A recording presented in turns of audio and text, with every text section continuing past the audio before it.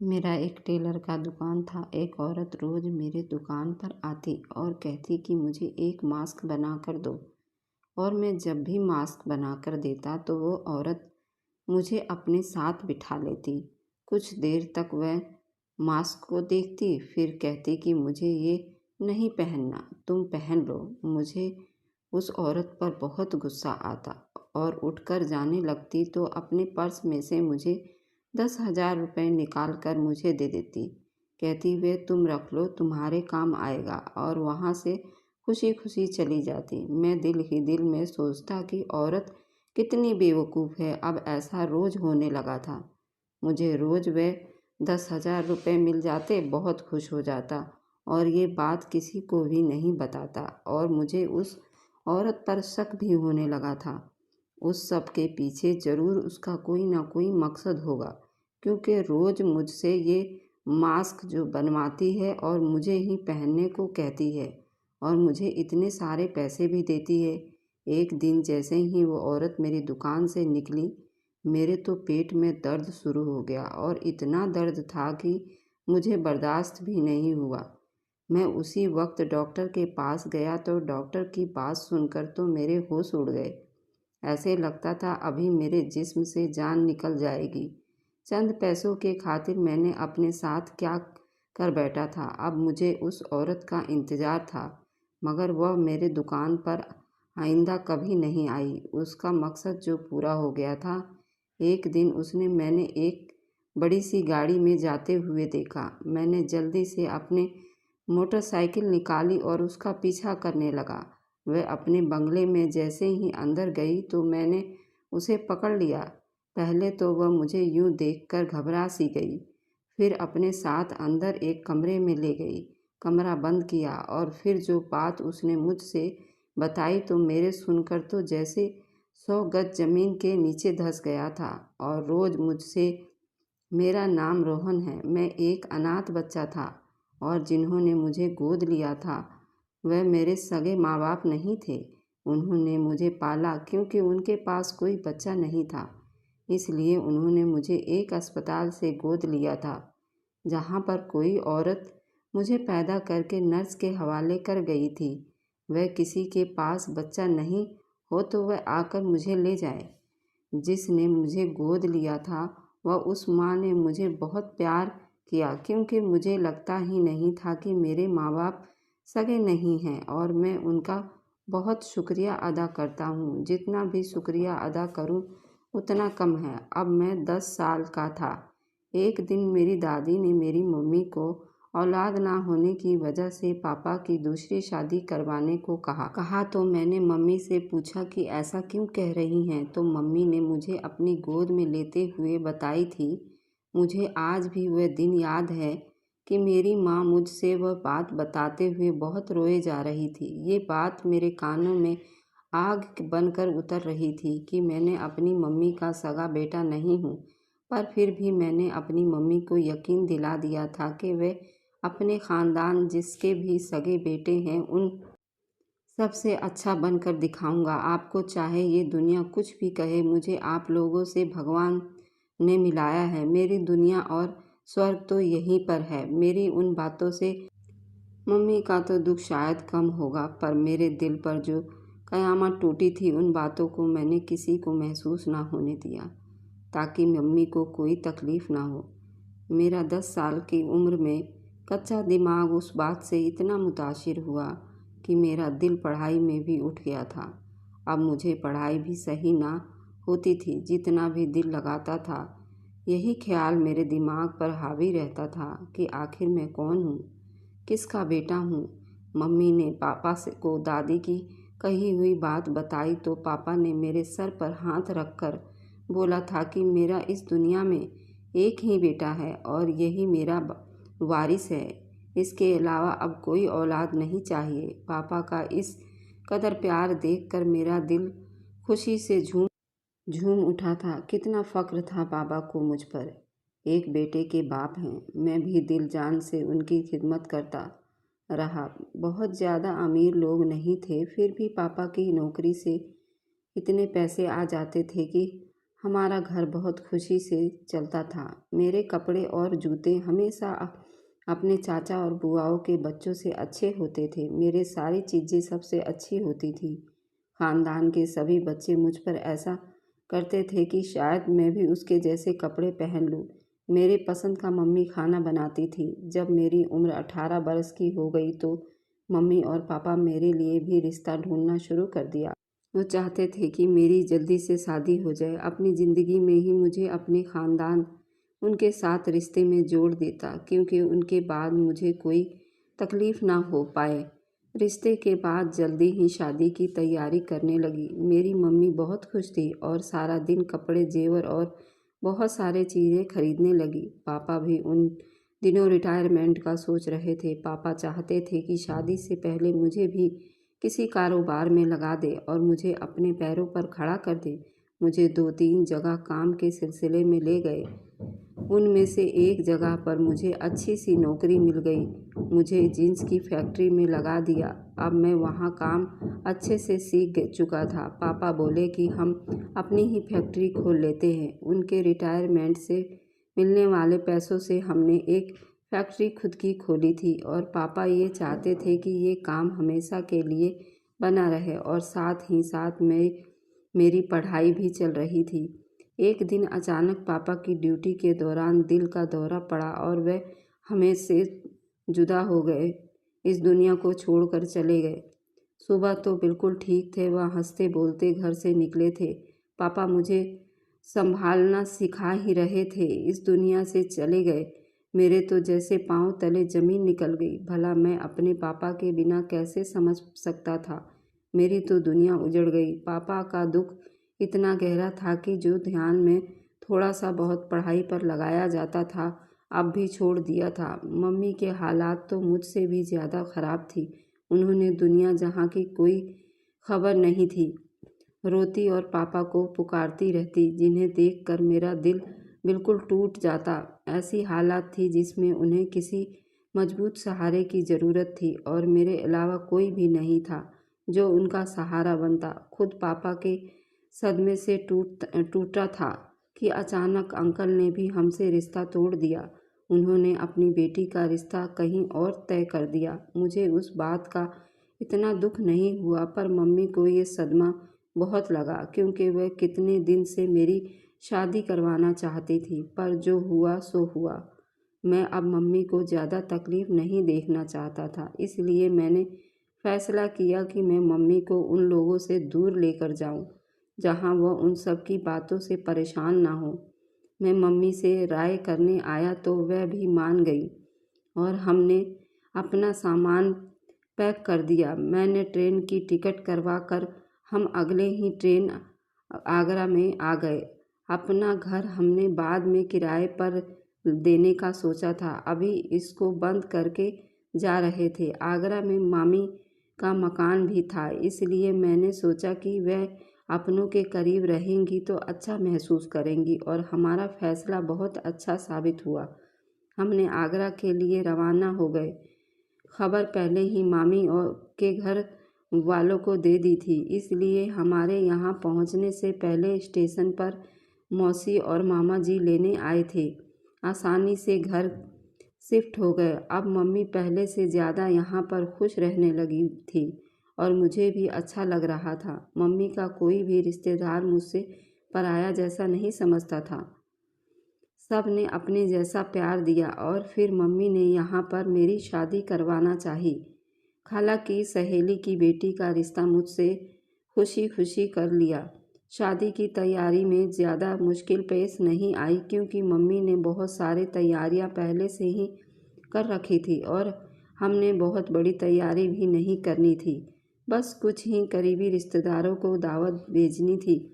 इस दफ़ा मम्मी पहले वाले रिश्तेदारों भी ज़्यादा खुश थे, क्योंकि यहाँ सब कुछ जाना पहचाना था। मेरा दिल तो अभी भी मेरे पापा के रिश्तेदारों से भूल मिलने का था, लेकिन उन लोगों ने शादी में आना भी ज़रूरी नहीं समझा और सिर्फ एक बच्चा और दादी के अलावा कोई भी नहीं आया हमारी शादी में खैर खबर लेने। शादी ठीक ठाक से हो गई। फिर मम्मी को मेरे बच्चे देखने का शौक़ लग गया। अब ज़िंदगी बहुत ही ज़्यादा आराम थी। बस मम्मी की यही ख्वाहिश थी कि जल्दी से मेरा पोता आ जाए। मम्मी तो जैसे जीने का नया सहारा मिल जाएगा। हर रोज़ मम्मी पोते की बातें किया करती थी।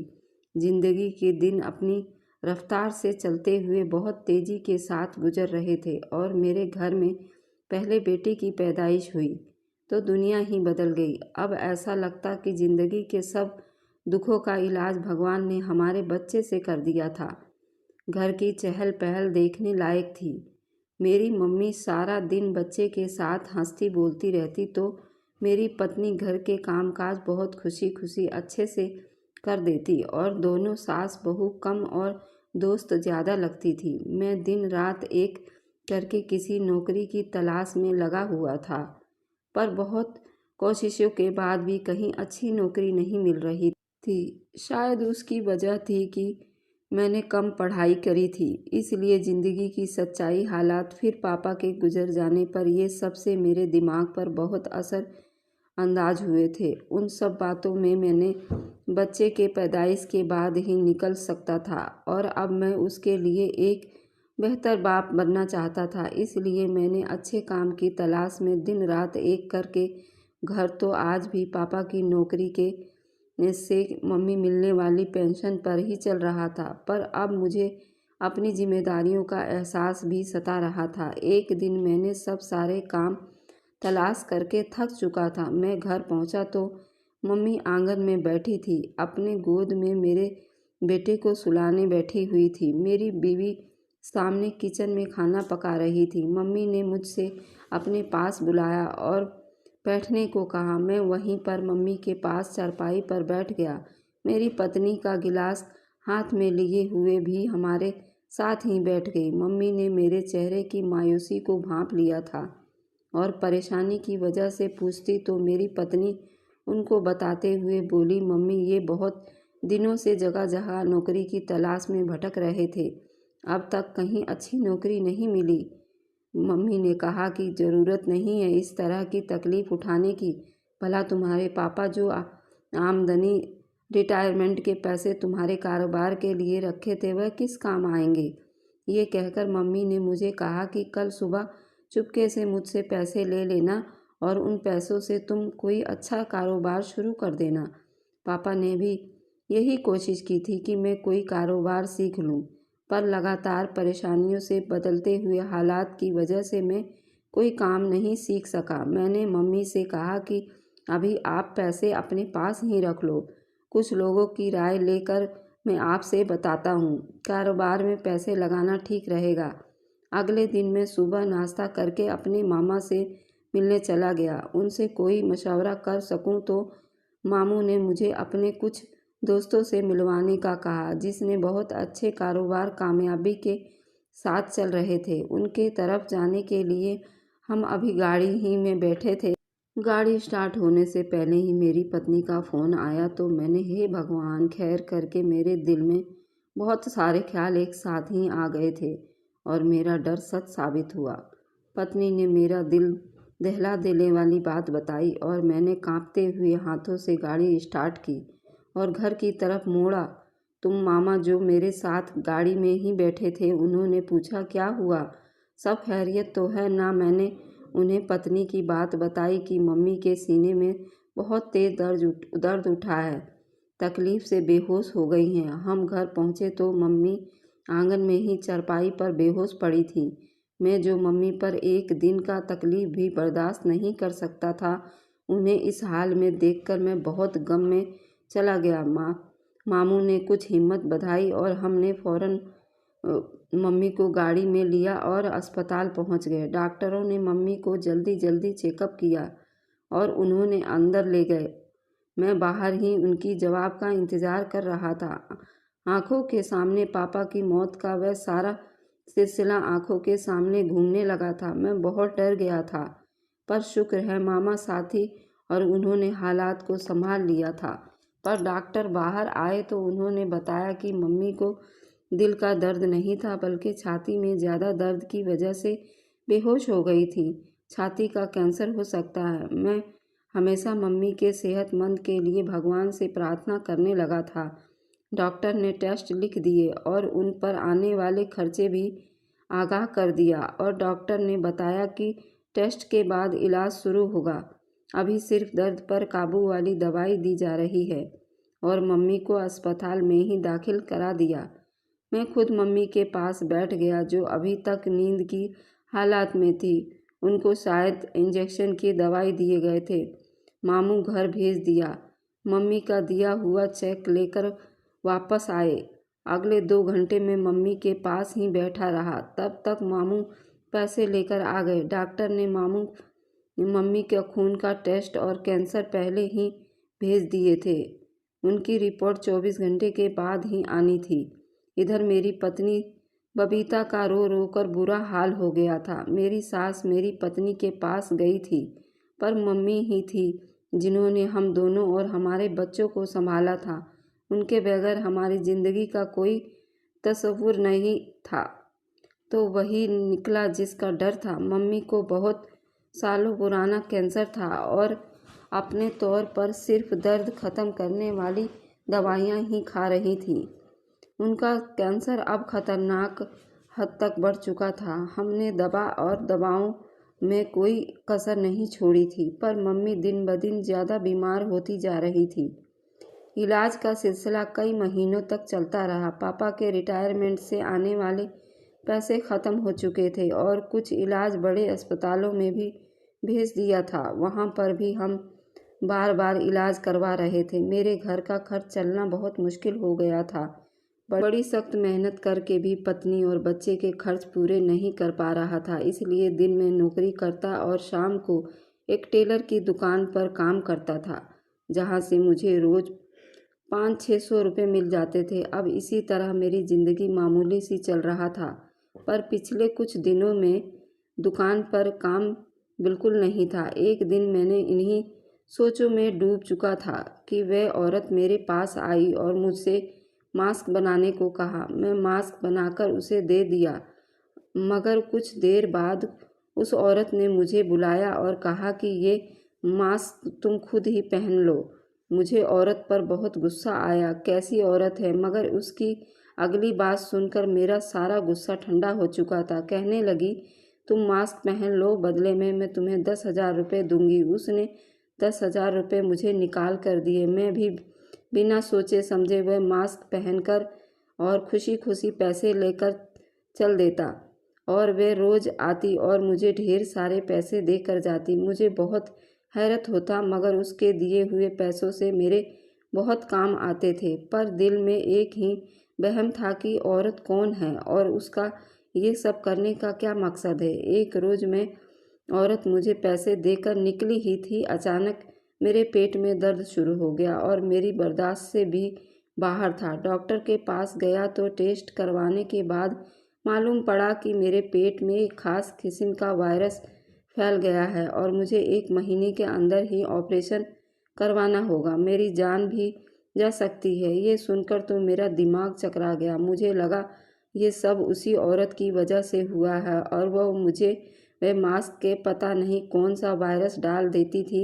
मुझे अपने आप पर भी गुस्सा आने लगा था।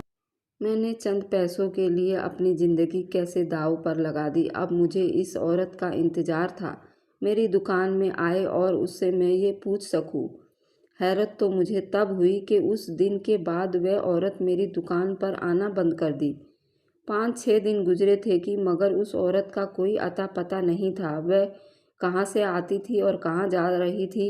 एक दिन मैंने वह दुकान जल्दी बंद करके अपने दोस्त के घर जाने लगा। रास्ते में अचानक मेरी नज़र उसकी गाड़ी पर पड़ी। मुझे अपनी आंखों पर यकीन नहीं हुआ, तो वही औरत थी। इस बार तो उसके रंग ढंग ही अलग थे।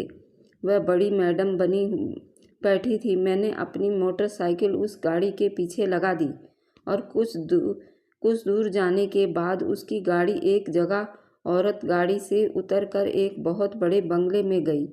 मैं भी उसके पीछे पीछे जाने लगा, पर मुझे गेट पर ही वहाँ के चौकीदार ने रोक लिया, अंदर जाने नहीं दिया। मैंने उसके साथ लड़ने लगा कि मैं उस मैडम को जानता हूँ, पर वो यकीन करने के लिए तैयार नहीं था। उस बात पर हमारा आपस में काफ़ी शोर मच गया। फिर मैडम भी आवाज़ सुनकर देखने आ गई और मुझ पर नज़र पड़ते ही वह फ़ौरन मुझे अपने साथ अंदर ले गई। मैंने एक नज़र चौकीदार को देखा जो बड़ा हैरान हो चुका था।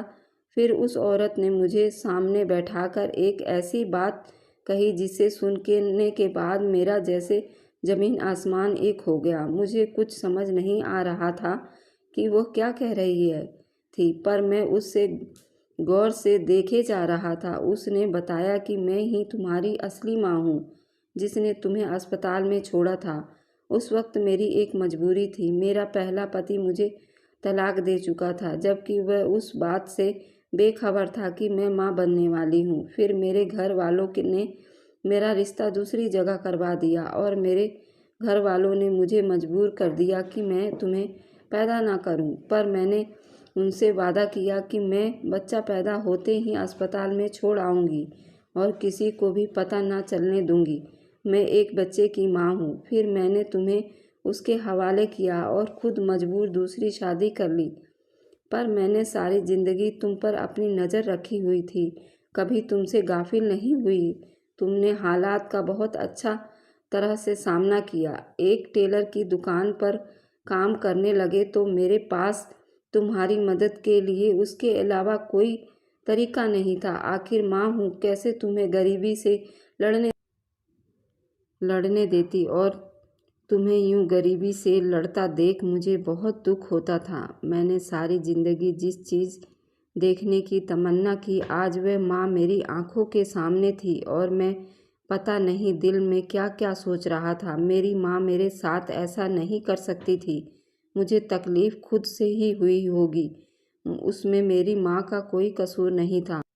मैं अंदर ही अंदर शर्मिंदा हो रहा था और अपनी माँ को भी ये बात बताए। फिर उन्होंने मुझे गले से लगा लिया, बहुत प्यार किया और बोली कि मेरे पास आ जाओ, यहाँ किसी चीज़ की कोई कमी नहीं है।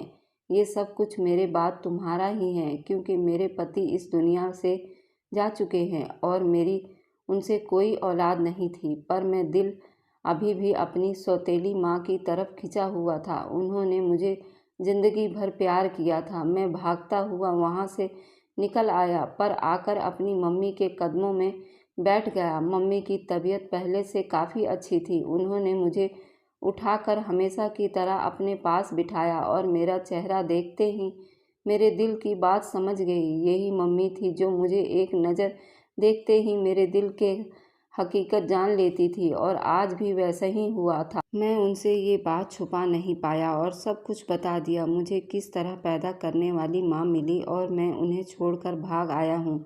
मुझे ज़िंदगी आपके ही कदमों में गुजारनी है, चाहे मेरी किसी से कोई भी रिश्ता हो, पर मुझे सबसे बढ़कर आप ही प्यारी हो। सच में मेरी मम्मी का दिल समंदर भी बड़ा था। उन्होंने मुझे समझाया, वह भी तो एक माँ है, तुम्हें उनकी मजबूरी को समझना चाहिए। पता नहीं उस वक्त कैसी समय होगा और उस वक्त कितनी मजबूर होंगी, कितने साल तुम्हारे लिए तड़पी हैं। उनके साथ ऐसा सलूक मत करो, जाकर मिलो, मैं तो हूँ ही तुम्हारे साथ। फिर मैंने मम्मी ही की बात मानकर और मैं उन दोनों माँ के साथ रहने लगा। अब मेरा बेटा एक दादी के साथ खेलता है तो कभी दूसरी दादी के साथ। मैंने अपना ऑपरेशन भी करवा लिया है, मैं भी बिल्कुल ठीक हूँ। हमारी सबकी ज़िंदगी में फिर से खुशियाँ लौट आई हैं और आज हम सब बहुत खुश हैं। धन्यवाद दोस्तों, thanks for watching, like and subscribe, bye bye.